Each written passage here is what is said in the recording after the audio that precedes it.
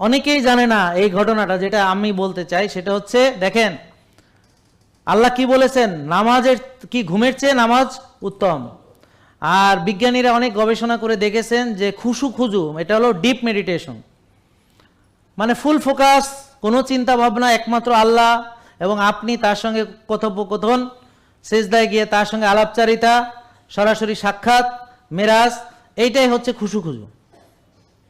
এই যে deep meditation 1 ঘন্টা মানে হলো 4 ঘন্টা ঘুমের সমান।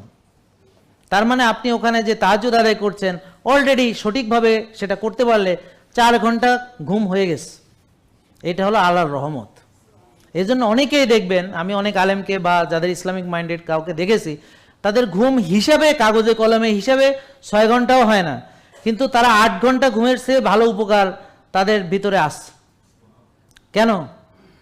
কোরআন তেলাওয়াত করলে যে গুণনা করেন, যে